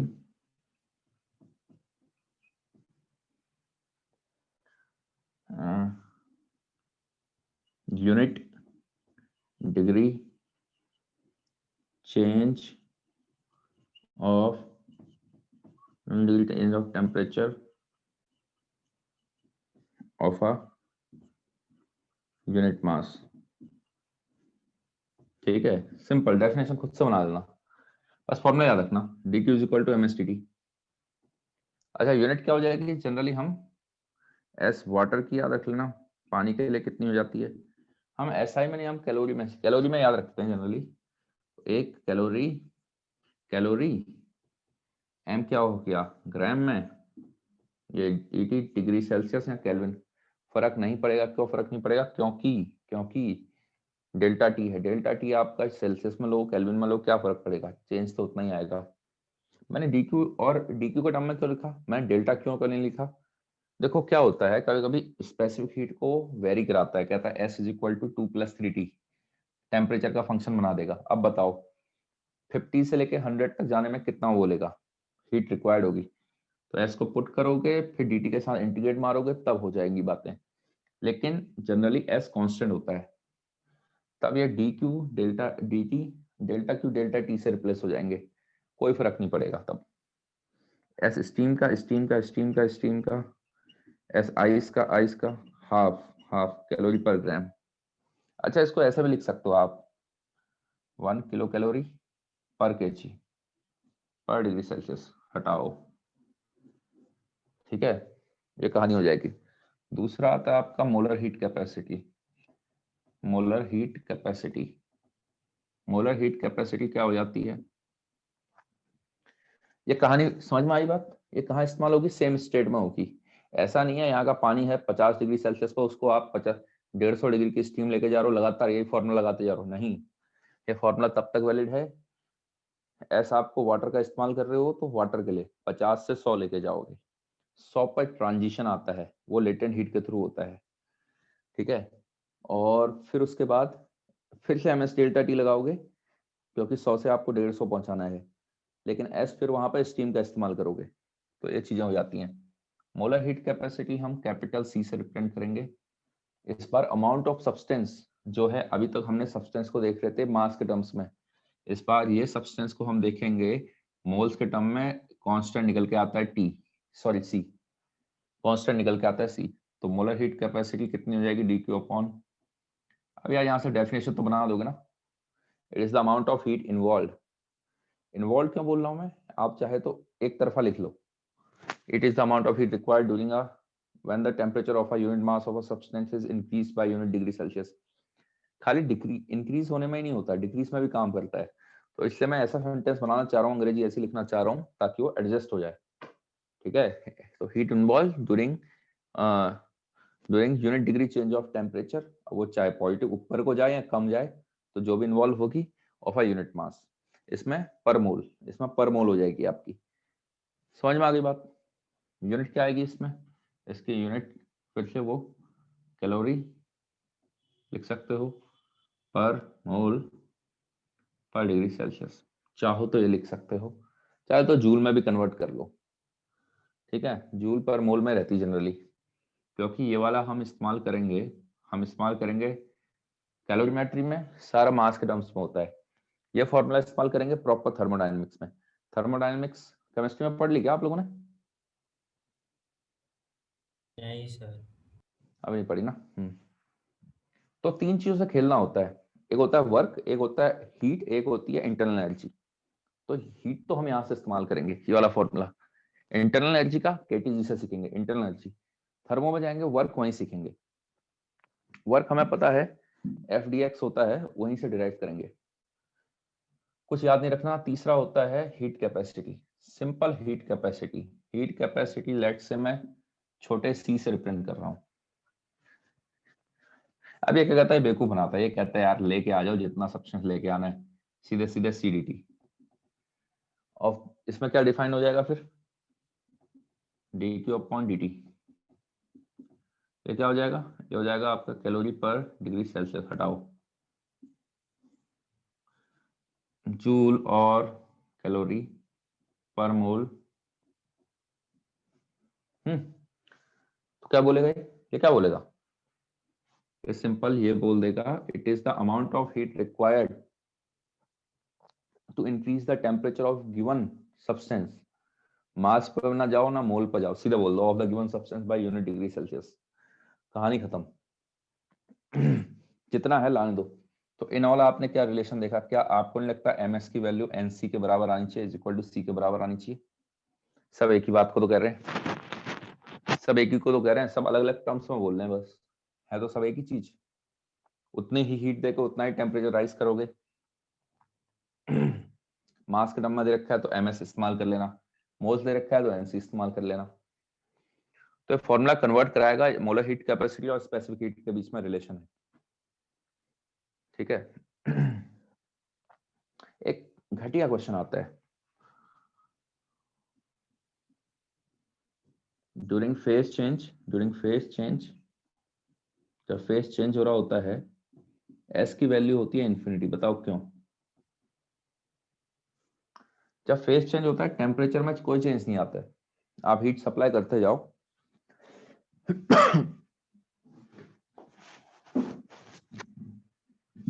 आप हीट सप्लाई करते जाओ, आइस है मेल्ट हो रही होगी, लेकिन टेम्परेचर तो 0 डिग्री रहेगा, पहले पहले तो पूरा मेल्ट होगी ना, उसके बाद और हीट सप्लाई करोगे तो टेम्परेचर बढ़ेगा पानी का।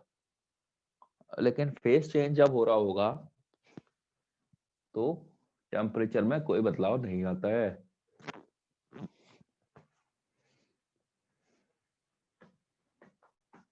लिख लोगे तो बता देना।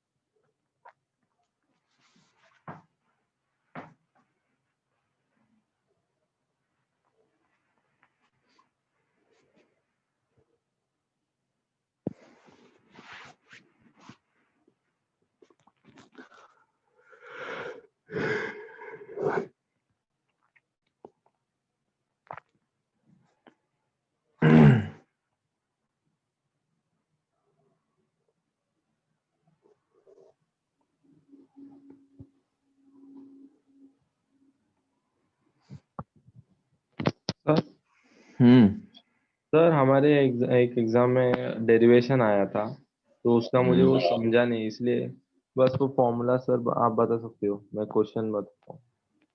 बताओ। Derive an expression for the work done by an ideal gas in adiabatic expansion. N R delta T upon one minus gamma, या P final V final minus P initial V initial upon one minus gamma. नहीं पता sir, मेरे को नहीं पता, इसलिए। रुक जाओ, आएंगे आएंगे, ओके। उस तक भी पहुंचेंगे, यहाँ से तीसरे लेक्चर में पहुंच जाएंगे हम वहां तक। ओके। गोली भगाऊंगा, गोली, बिल्कुल देखना आप पकड़ के चलना बस साथ में, और कोशिश करो कि आप फटाफट इसको वो करो।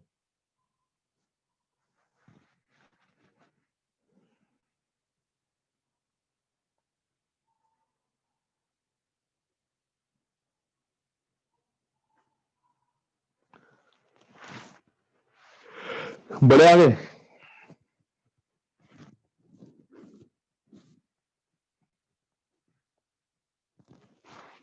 ठीक है, अगला आपका आता है लेटेंट हीट। लेटेंट हीट क्या होती है, कैसे इस्तेमाल करना है? देखो, इनको इनकी लैंग्वेज लिखने को आ सकती है, specific heat, molar heat capacity, heat capacity. Definition बना लोगे फॉर्मूले से, कुछ कुछ एक्स्ट्रा नहीं होता है। ठीक है, फॉर्मूले से डेफिनेशन बना लेना, ठीक है, वही डेफिनेशन होती है, बस फॉर्मूले याद रहेंगे तो डेफिनेशन अपने आप बन जाएगी इन केसेस में। अगला आपका आता है लेटेंट हीट। लेटेंट हीट क्या होती है? amount of heat involved during phase change, amount of heat involved during phase change of a unit mass of a substance। ठीक है, लेटेंट हीट क्या होती है? अगली आती है आपकी लेटेंट हीट। होता क्या है, कितना हीट दे रहे हो ये डिपेंड करेगा कितना मास है। तो इसकी डेफिनेशन बोलोगे, amount of heat involve during phase change. इसमें दो चीजें लिख सकते हो, phase change, liquid solid, liquid gas, दोनों लिख सकते हो, डिपेंड करेगा लेटेंट हीट ऑफ वेपराइजेशन पूछा है या लेटेंट हीट ऑफ फ्यूजन पूछा हुआ है, या सिंपली लेटेंट हीट पूछा हुआ है तो सेंटेंस अपने आप में सही है इतना। During phase change of unit mass of substance, unit mass of substance. Fusion पूछेगा, फ्रॉम लिक्विड टू सॉलिड और सॉलिड टू लिक्विड बोल देना। लेटेंट वेपराइजेशन पूछेगा, लिक्विड टू गैस और गैस टू लिक्विड बोल देना। मेरे ख्याल से क्लियर होंगी बातें। ठीक है, दो टाइप के होते हैं इसके अंदर, latent heat of fusion, LF। ठीक है, LF वाटर के लिए, वाटर आइस कॉम्बिनेशन के लिए, याद रखना, वाटर आइस के लिए, वाटर से आइस करना है, आइस से वाटर करना है, तो 80 कैलोरी पर ग्राम। इसका मतलब है 1 ग्राम आइस को पिघालना है, जस्ट मेल्ट करवानी है, तो 80 कैलोरी हीट रिक्वायर्ड होगी। अच्छा, सेम चीज ऊपर के से मल्टीप्लाई करोगे तो किलो कैलोरी बन जाएगा, नीचे केजी बन जाएगा, 10⁻³ से ऊपर नीचे करोगे तो। ऐसे ही बी होता है लेटेंट हीट ऑफ वेपराइजेशन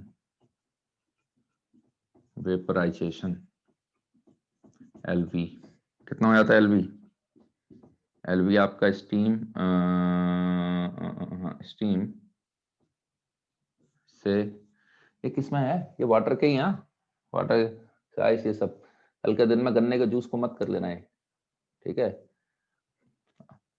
उसको मत पिघाल देना, उसकी आइस मत बना देना, उसके लिए कुछ और होगा। ये H2O के लिए बात हो रही है। स्टीम को वाटर में कन्वर्ट करो, वाटर को स्टीम में करो, 540 का खेल आता है, 540 कैलोरी पर ग्राम या फिर किलो कैलोरी पर केजी। ठीक है, यानी कल के दिन में आपको सिंपल बोर्ड का क्वेश्चन ये होता है, कैलोरीमेट्री से बोर्ड का क्वेश्चन जो आ सकता है वो ये रहता है,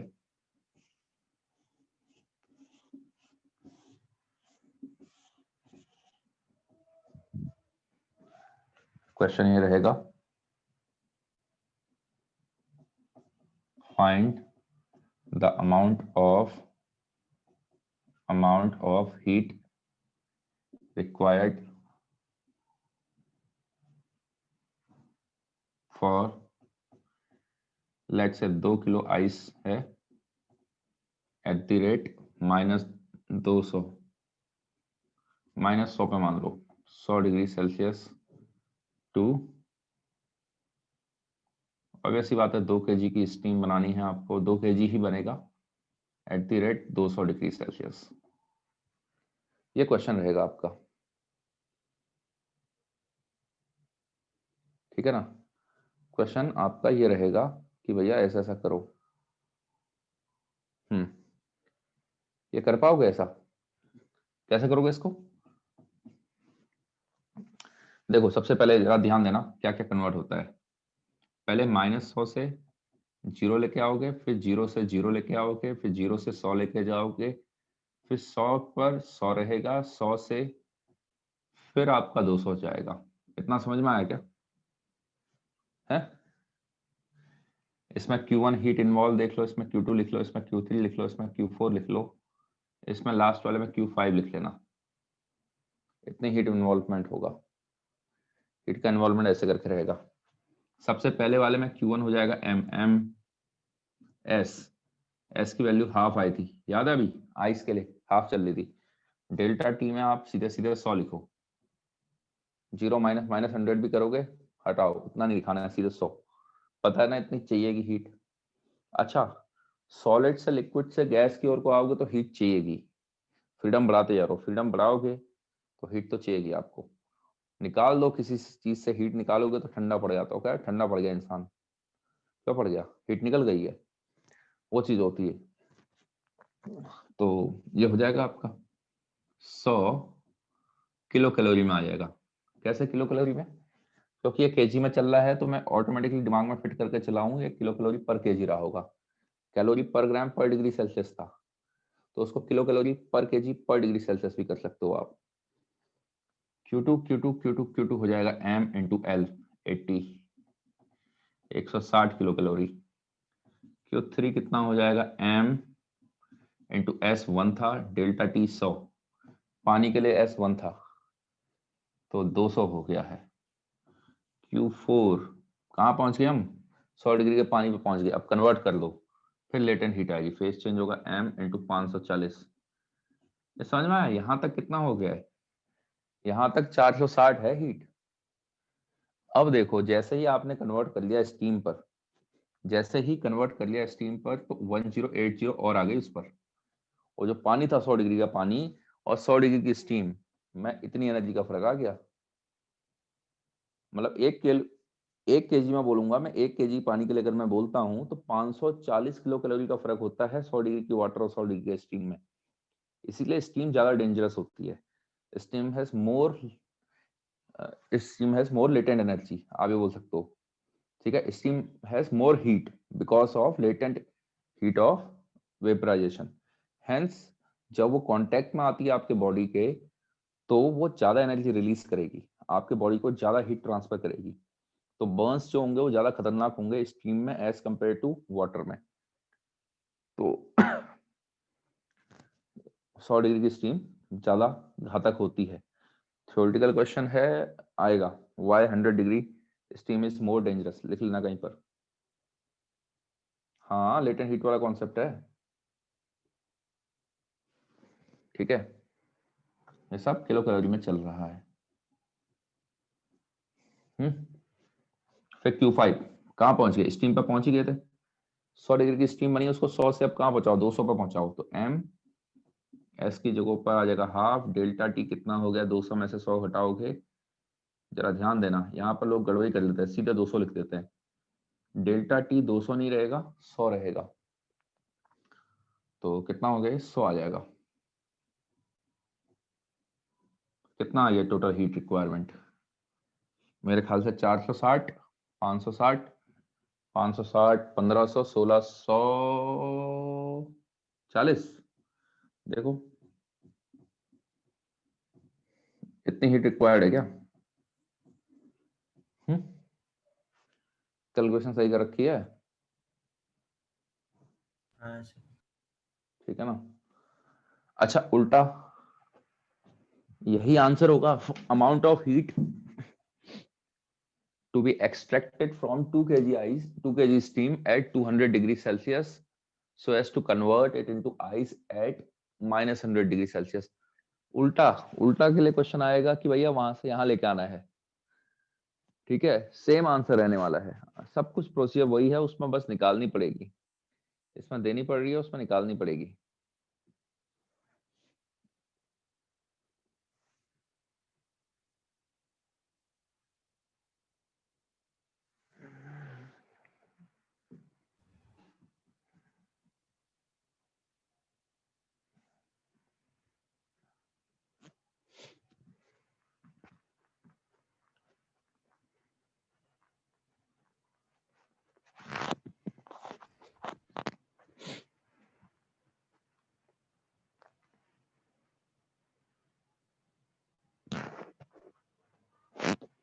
चलो करो एक क्वेश्चन, फटाफट से एक क्वेश्चन करो।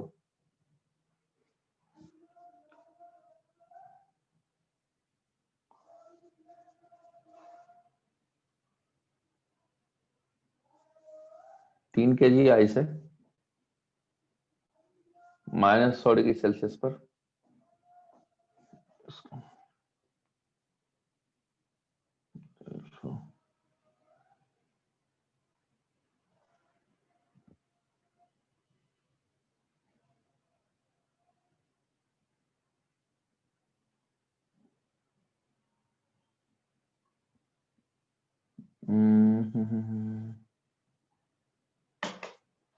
प्लस 270 कैलोरी दे दिया heat, kilo calorie heat is given, find final temperature, find final temperature. ये कर लिया तो काम धाम बन गया तुम लोगों का।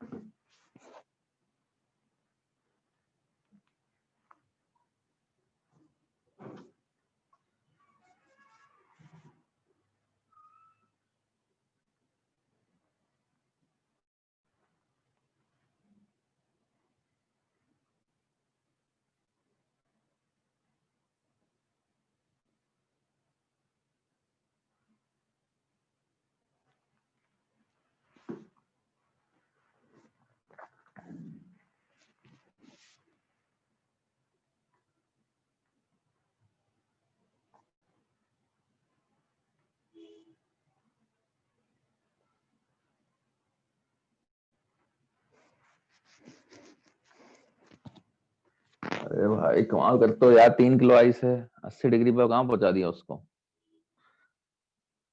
पहले पूरा का पूरा कहाँ जाएगा, जीरो पर आएगा, जीरो के लिए कैलकुलेशन करो।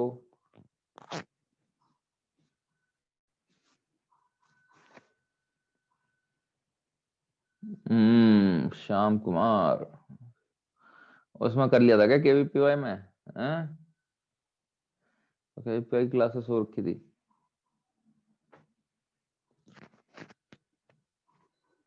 चलो करो भाई, फटाफट करो इसको, आज का आखिरी है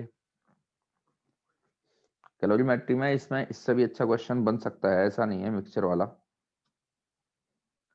टेम्परेचर जीरो रहेगा और कुछ पानी रहेगा, कुछ आइस रहेगी।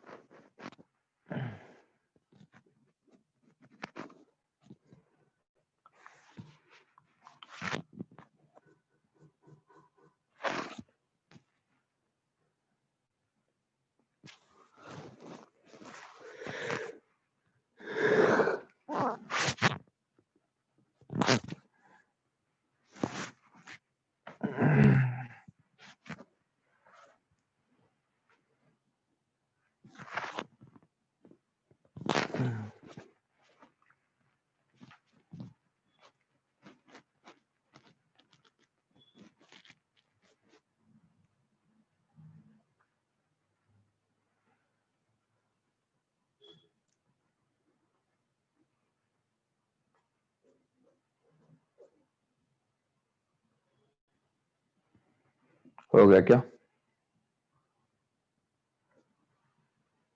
बता दूं?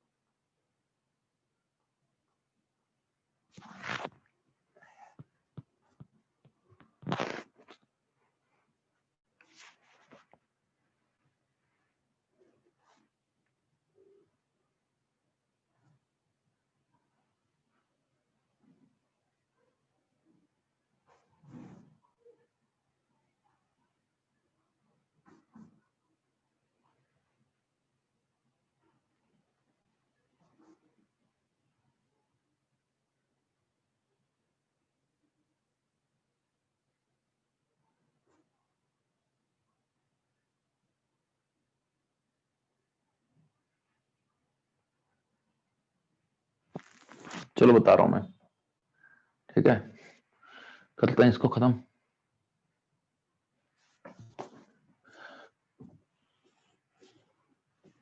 देखो इसका सबसे पहले क्या होगा, हीट दोगे तो ये तीन जो -100 पे जीरो की ओर को आना चाहेगा, तो पहले इसको ले ही आओ, जीरो तक लाने पर देख लो कितना चाहिएगा। -100 से जीरो क्या पॉसिबल है? क्यू कितना लिख जाएगा, m into S into delta T, तो 150, ठीक है, जो कि अभी तो 270 से कम है। ओके, पॉसिबल है। तो क्या बचा हमारा, 0 डिग्री पर आइस है, इसको 0 डिग्री पर आइस है, प्लस 270 -150 बचा, कितना हो गया है ये 120, इतना बच गया अभी। अब देखो इससे क्या पूरा कन्वर्ट हो रहा है, क्या इससे कन्वर्ट हो जाएगा? अब 0 डिग्री के लिए आइस के लिए को 0 डिग्री का वाटर कितना लगा, हीट इन्वॉल्व कितनी है, m इंटू 80 240, ये तो ज्यादा हो गई है 120 से, ठीक है, implies not complete conversion of ice, not complete conversion of ice to water, ice का वाटर में कंप्लीट कन्वर्जन नहीं होगा।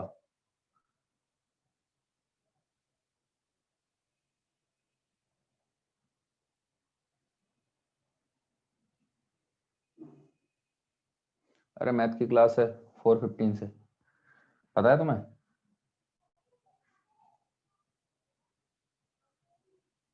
हाँ वही, ठीक है, नॉट कंप्लीट कन्वर्जन नहीं होगा, कितना कन्वर्जन होगा, 3 क्लास लगातार, अच्छा चलो बस ये खत्म करो, फिर कितना बचा, अपने पास 120 से कितना हो जाएगा, 120 से ml, m इंटू 80, तो m की वैल्यू कितनी हो जाएगी, 120 से कितना कन्वर्ट, लेट्स से यार 270 की जो कुछ और चेंज कर लेते हैं, 280 बना लो, है ना, 280 बनाओगे तो 130 बचेगा, 130 से ज्यादा है, तो आप क्या देखोगे 130 से कितना कन्वर्ट हो जा रहा है, 130/80 यानी 13/8, इतना पानी बन चुका है। तो आइस कितना रह गया, आइस रह जाएगा आपका, कितना था, 3 किलो में से 13/8 हटा दो, 8 3 24, 11/8 आइस रह गई, ठीक है, ये हो गया। चलो बस करते हैं, इतना ही रखते हैं आज का, बहुत हो गया भाई, आज तो ज्यादा पढ़ा दिया मैंने। चलो कैलोरीमेट्री देखो बोर्ड के लिए तो इतना ही रहेगा, ये क्वेश्चन ऐसे टाइप के क्वेश्चन मिलेंगे, 2 क्वेश्चन अगर पकड़ में आ गए काम बन जाएगा आपका। कैलोरीमेट्री में बस इतना ही है आपके, वैसे होने को तो वाटर इक्विवेलेंट है, एक वाटर इक्विवेलेंट का कॉन्सेप्ट भी बताना पड़ेगा, फिर उससे क्वेश्चन भी कराने पड़ेंगे, तो बोर्ड के लिए नहीं है काम का, जब पढ़ाएंगे तब पढ़ाएंगे। कंपटीशन के लिए। अब हम अगले वाले में केटीजी चालू कर लेंगे ना, थर्मल एक्सपेंशन करेंगे फिर केटीजी भी। हाँ, एक ही लेक्चर में सब निपटा देंगे।